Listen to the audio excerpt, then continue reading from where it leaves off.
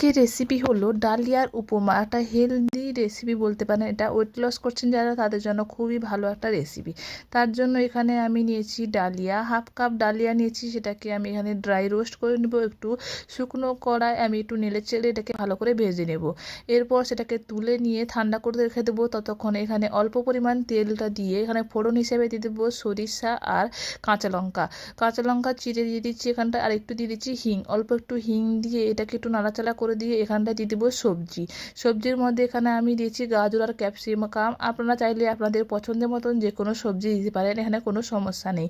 এরপর গাজর আর ক্যাপসিকামটাকে একটু লবণ দিয়ে ভালো করে ভেজে নিতে হবে, ভালো করে সবজিটা যাতে সেদ্ধ হয়ে যায় তার জন্য। এখানে আমি rock salt, pink rock salt ব্যবহার করেছি, কারণ এটা হেলদি রেসিপি, তাই একটু হেলদি রাখার জন্য আমি সল্টটাকেও রক সল্ট ব্যবহার করেছি।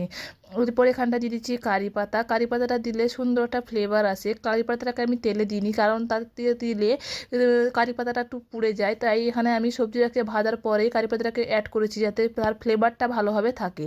এরপর যে ডালিয়াটাকে ঠান্ডা করে রেখেছিলাম সেটাকে দিয়ে আরও কিছুক্ষণ নাড়াচাড়া করে নেব সবজিগুলোর সঙ্গে। এরপর দিয়ে দেবো পরিমাণ মতন জল।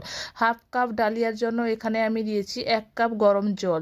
অবশ্যই গরম জল ব্যবহার করবেন। আর পরিমাণটা বুঝে নিলেন কতটা আমি দিয়েছি। হাফ কাপের জন্য 1 কাপ, তাহলে 1 কাপের জন্য 2 কাপ জল লাগবে।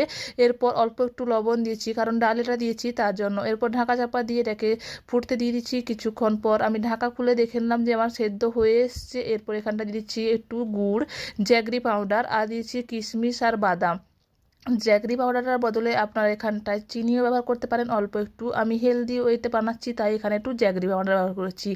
তারপর একটু মিশিয়ে নিয়ে এটাকে গ্যাস অফ করে এটাকে 5 মিনিট মতো রেস্টে রেখে দেবো, তাহলেই খুব ঝরঝরে হয়ে যাবে আমাদের উপমাটা।